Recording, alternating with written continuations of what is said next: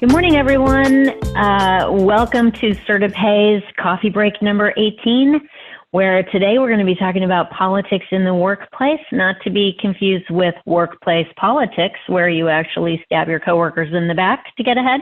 But here, we're going to talk about politics and political discussions.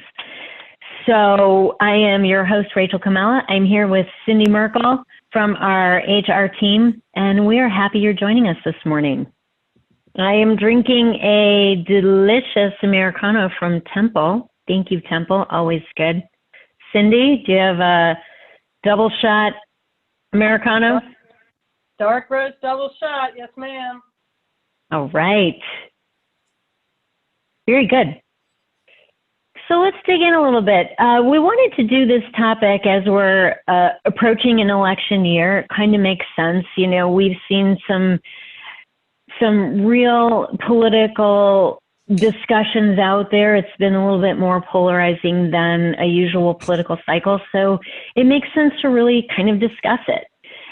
People are passionate about their views and about their candidates, and there's a time and a place. And this is the thing that's great about the United States, is that we all have different views and we throw them into the bucket together, and it creates some great diversity and unique opinions. So it's okay to have different opinions, but we have to maneuver carefully when we're talking about our businesses. So that's why we wanted to go over this today and give you guys the opportunity to ask some questions and give you some guidance on best practices. Good so far? So we're going to talk about free speech and the language around that and what does it really mean, the National Labor Relations Act and the National Labor Relations Board, which is the federal body that helps regulate the NLRA, and some best practices and policies and things you can implement. I wanted to just say right here, you are allowed as a business owner to take a political stand and add in policies that are weighted on one side or another. We've seen some examples of that where businesses say, you know, we're going to add as a part of our dress code policy that you have to wear this such and such, support this 2020 campaign logo. And what happens there is we don't see this as a best practice because you're potentially alienating a whole client base or a customer base. So we've seen some examples of businesses who've chosen to take this route and they end up in a business loss because they're, by alienating an entire group of people, you are limiting and eliminating some customers and potential customers. So be careful about how you choose to navigate through these waters. You're allowed to do that, but you want to be careful about it. Think about the financial impact and if it's really something you want to do. And then finally, discussing voter time and allowing time to vote. All right. Keep in mind you have that Zoom group chat. If you want to add any questions in there, please feel free. You can find that by scrolling to the top or bottom of your screen, find that black bar and look for the word more on the right side and then click on the chat and that will open up your chat box. All right. So there's a couple of misconceptions surrounding freedom of speech and the way the First Amendment defines that. And so this one is, we've seen this quite a bit. Employees have a constitutional right to talk politics at work. This is not entirely true, especially when we're talking about public sector or private sector, when we're talking about private sector. And the First Amendment does not guarantee free speech at work. It applies to government action. So you might see more protections in public sector versus private sector. But specifically, it applies to government action. It does not limit the employer's right to limit communication. That means you as a business owner or business leader do have the right to limit the communication in the workplace. It does not provide a constitutional right for employees to express opinions. So that means the employees can't just get on a soapbox and talk about their political beliefs while they're at work. So you have the right to create some policies and limitations there. And the First Amendment does not automatically protect employees and allow them complete free speech while at work. Finally, political views are not a protected class. What happens here is the political conversation starts, and then you end up blurring into where the protected classes enter in. So if you're having a political discussion and then you start talking about immigration and you have an individual employee who may actually be an immigrant, now you're crossing the lines.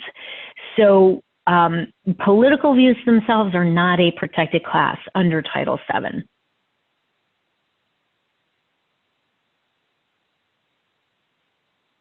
Now, the second misconception is employees have a constitutional right to display and distribute political materials at work.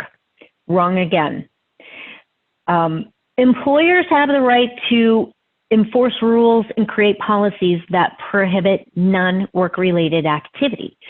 So it's okay for you to create a policy that says you cannot distribute purely political materials at work. We're going to talk about the NLRA and the overlap in just a second. But it's okay for you as a business owner and business leader to create policies that prohibit non-work-related activity. You can also ban employees from displaying or distributing materials that are purely political in nature. So if somebody comes in and they have, you know, a Smith's 2020 logo or sticker and they start to distribute that in the workplace, it's okay for you to say, nope, we're not doing that here. That is not how we're going to behave this election cycle. And it's okay to have a policy that supports that. You can also ban use of your equipment, so computer and email use for purely political communication, meaning somebody cannot come in and use your computer and send out a whole bunch of election information through your email and computer system. You can also ban the display of buttons, shirts, hats, clothing with logos that are purely political in nature. So, you know, like same thing, you can say there will be no clothing that has campaign logos or political logos that are just purely political in nature. It's okay to ban that for all of them.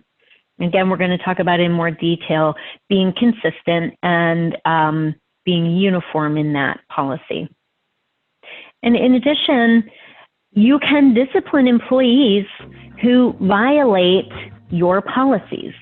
So if you have policies and procedures in place, you go over that, people are aware of the policies, and then you have somebody who blatantly violates the policy, it's okay to discipline up to and including termination policies that are being violated.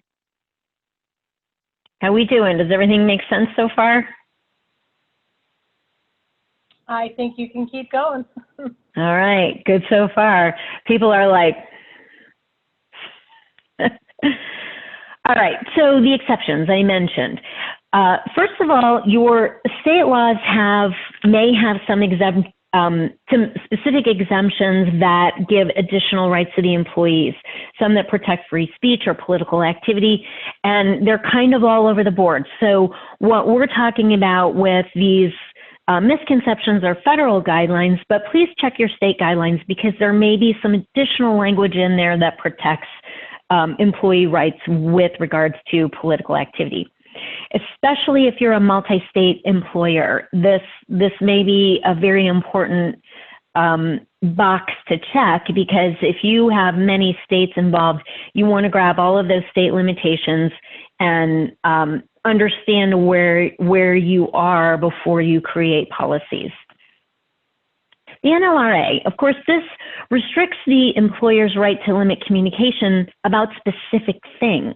And this is where people say, First Amendment, I have my rights, or the NLRA protects me for this or that.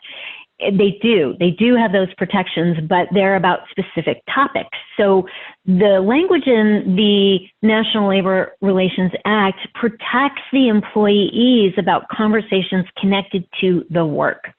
So talking about wages, hours, the conditions of employment, safety, things that are directly connected to that employee's work and to the business itself and the work. So it's a little bit different than a broad coverage of free speech. And then, of course, the NLRB, which is the federal body that helps enforce the NLRA, recognizes non-supervisory employees. So there's no protection for your supervisors, managers, and directors. This is an important thing to understand and a real place for education and training. If you don't have some training for your managers and supervisors, now might be a good time to have some training for them, because it's very important that they are not involved in these kinds of political discussions. There's no protection for them under the NLRA or from the NLRB. So be careful there. And again, the subordinates can talk about their pay. They can talk about benefits, workplace safety, these kinds of issues. That's what the protections are for. Employees' statements and actions that are concerning political issues can be protected if they're directly connected to work. So that's where there's kind of a gray area. So you can't just say distribute materials that say vote for Smith, but you could say if the main platform of candidate Smith is for increasing minimum wage for a particular state or increasing something specific connected to the work, and that's the material. So you say employees might have conversations or distribute something that says, vote for Smith because the platform supports an increase in our minimum wage. So you've got a direct connection to the work. So that's where the protection is when you can draw that direct line to the work itself.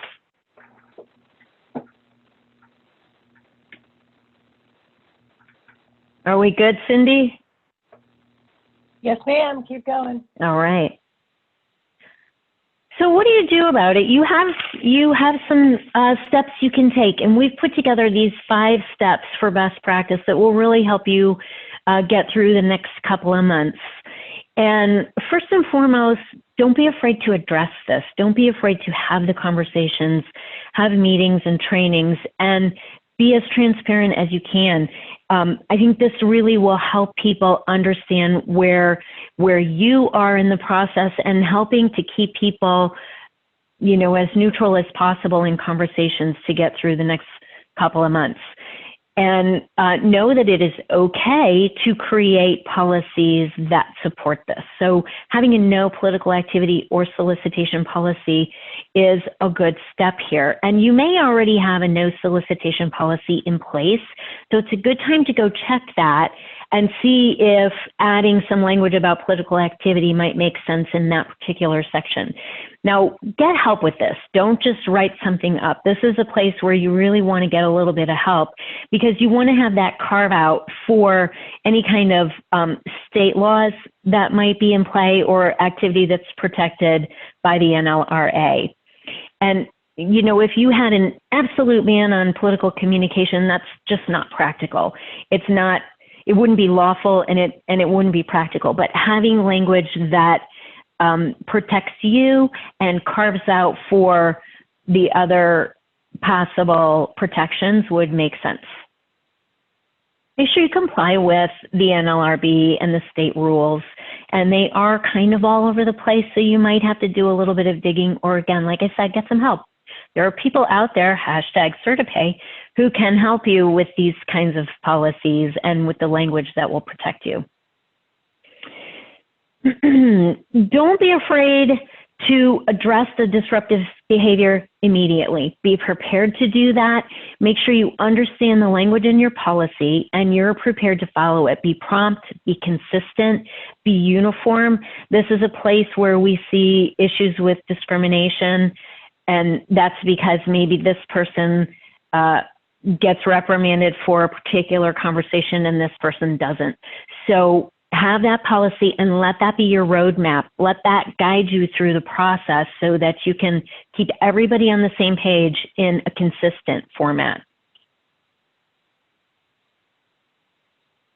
Like I mentioned before, the supervisors, directors, and managers, really give them some training, give them some information, and keep them away from the political discussions. This will help minimize that risk of discrimination or harassment, retaliation. Those real issues come from this kind of a layer, because your supervisors or managers might get involved in a discussion, and you've got subordinates who feel like maybe you've taken their side or you haven't taken their side, and then there could be retaliation if that individual feels there's been an adverse action. So it's you have to be very careful to educate your supervisors and directors and make sure they understand what your policies are, what to do if there's a conversation, how to interact when there's a conversation, and provide them with the tools and information they need to keep your risks minimized. Again, be careful to comply with all state guidelines as well here. And then remind your employees of any of the relevant policies. We're going to talk about a few things to discuss there, but talk about your policies, improve your policies, get everybody to acknowledge and sign them, and that's your guidelines.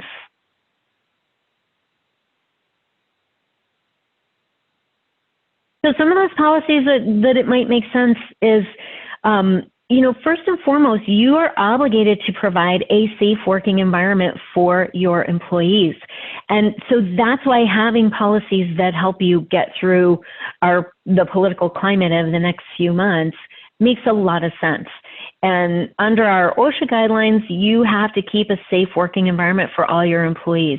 And if that means reviewing respectful treatment of others and having these conversations, that's part of what your obligations are. Talk about your non-discrimination policy or your harassment awareness policy, any retaliation policies you have. Go over that information. Now is a good time to do that. With social media, have a policy in place. Again, social media is all over the place right now, and it might be a place that you really specifically want to take a look at your policy, update it, and review it with your employees. If you've got employees who are using your company logo and name and then doing political posts or having political discussions on Facebook or Instagram or Twitter, then it could reflect negatively on your business. Like I said in the beginning, you might alienate one view or another and create issues for your business. Also, if you're adding policies about conversations, political discussions, then that would apply to social media as well. It's a little bit harder to specifically dictate what individual people post on their personal social media accounts, but have a policy that specifically speaks to language that points to the company. So that's where you have a little bit more power with the language in your policy. So address that and take a look at that. Dress code policy, also a very important place right now where you can add those pieces that we talked about, where you won't have political logos, things that are purely political in nature on clothing and hats and masks and whatever it is. So add the language that we talked about specific to your dress code policy.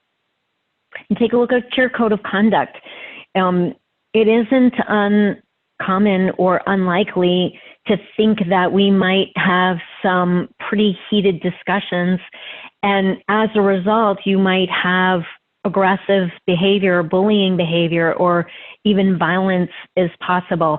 And your code of conduct will speak to the expected behavior, that respectful treatment and not being violent or not creating a hostile environment.